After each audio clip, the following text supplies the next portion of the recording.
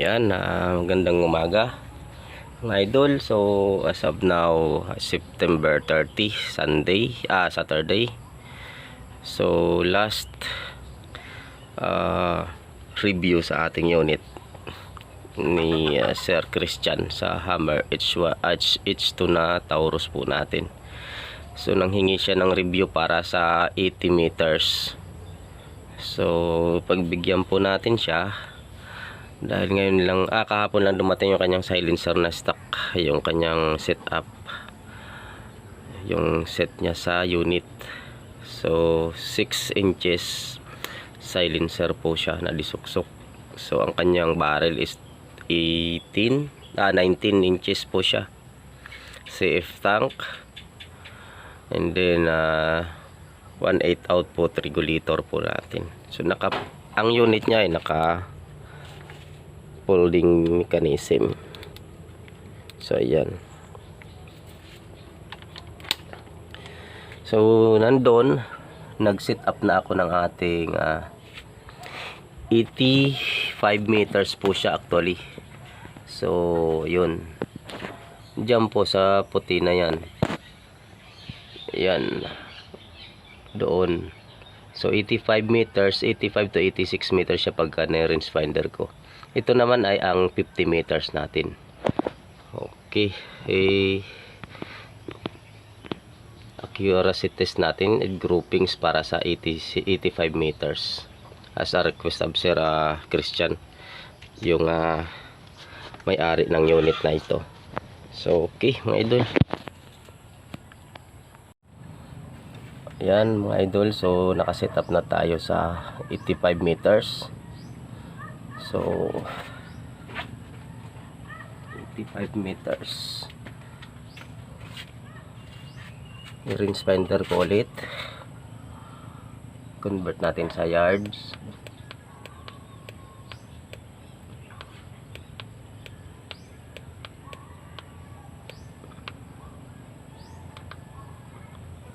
So nasa 92.2 yards po siya ang 85 meters. So 92 yards. Hindi ko na mailagay sa 100 meters gawa ng mataas na po yung palay dun sa dulo. Hindi na masyado mababa yung area na yun. Medyo lubog na yung ating target plate. So yan,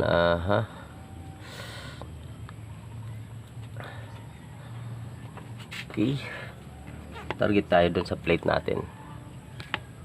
So medyo malabo yung aking camera. Okay naman na yung parallax dito sa scope, malinaw na siya.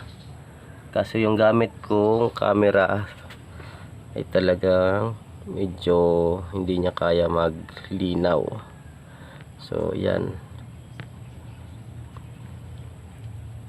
So naka-zero po siya sa aking 85 meters. So nag-zeroing ako sa 85 meters. So dead center po siya sa 85 meters natin. So target tayo. Kayang-kaya naman i-hold ng ating scope kahit mag-zeroing tayo ng 100 meters. Kayang-kaya po ng Swamp Dare na HD6 41644. So ayan po yung kanyang specs ng ating scope na nakaset up.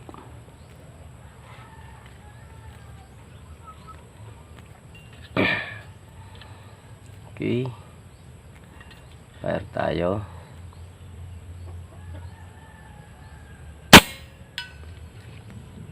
Yun, hit. So hindi makita masyado yung target, hindi siya makita yung pagtama ng pellet. Dapat nakikita natin sana. So medyo malabo kasi. So kung maririnig naman po sa tunog ng plate, masyado na kasing malayo. So hindi ko na ma-zoom ng maigi. Nakapag sagad na tayo ng ating magnification 16. Yung malabo lang talaga yung aking camera. Yun, kahit anong gawin ko. So yan, target ulit tayo.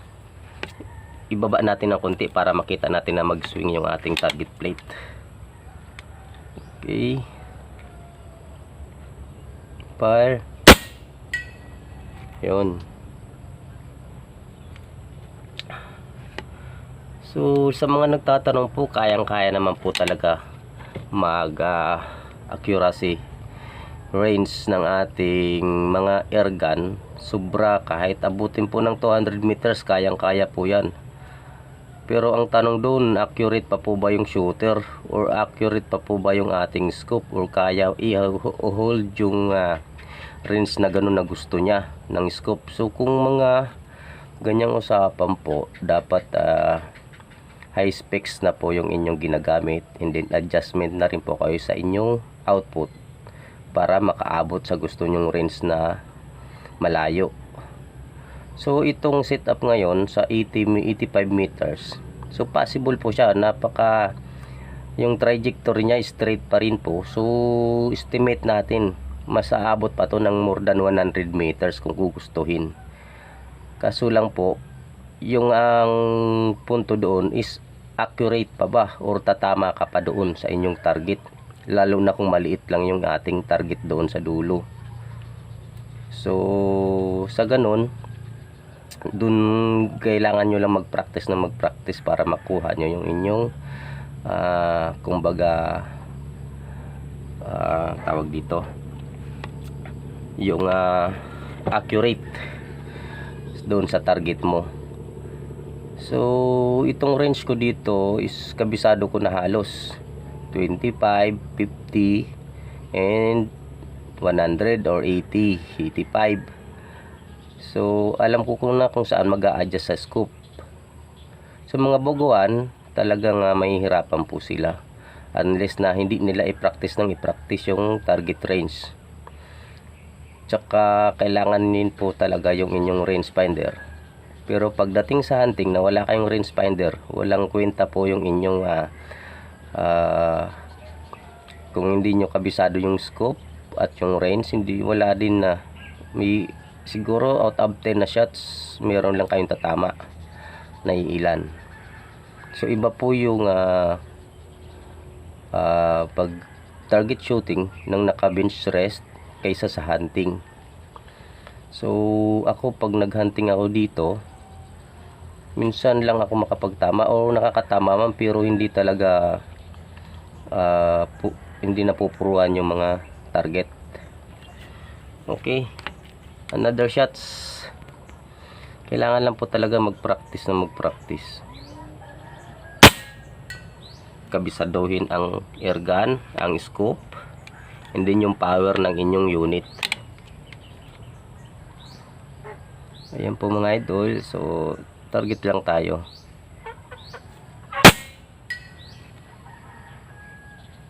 Yan, makikita naman na nagsiswing yung ating target plate. Yung target plate po natin is 6 inches. So sa ngayon nakikita ko okay naman ang kanyang groupings. Ayun. So hindi siya halos naglalayo sa 2 inches. Using Astro pellet galing po kay Sir Chris Papakid. Minsan naka-order ako ng Astro pellet sa iba. Iba yung production. So talagang stick na lang din tayo kay Sir Chris Papakid sa mga sinusupply niya sa atin na Astro. Ayan. Baba pa natin ng konti yung target para ma-swing niya na maigi yung kanyang plate. Yun. So ayan mga idol.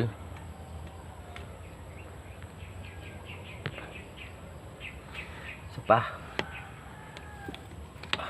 sarap pag blinking pag ganito kalakas yung iyong unit at alam mong accurate siya.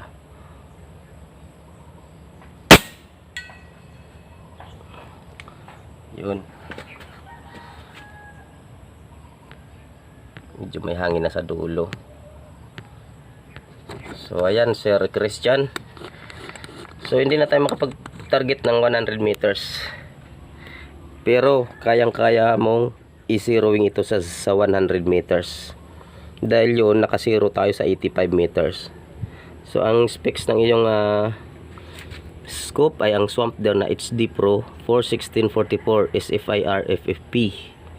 So ayan ang kanyang setup. Okay na po. Goods to go na po ito. Pa-schedule na natin para at least ipa-ship sa iyong location. So, okay. Salamat at abang na lang po sa susunod na mga units na ating i-review. Meron tayo dito isang side lever na Taurus Kaiser Niñolas ng taga Bohol.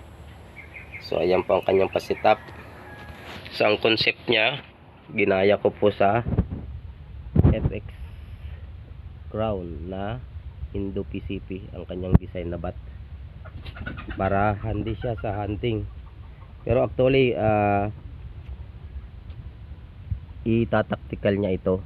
So nagpagawa lang siya sa atin ng wood stock para at least may kumbaga pwede siyang i-display ng naka wood stock or naka tactical.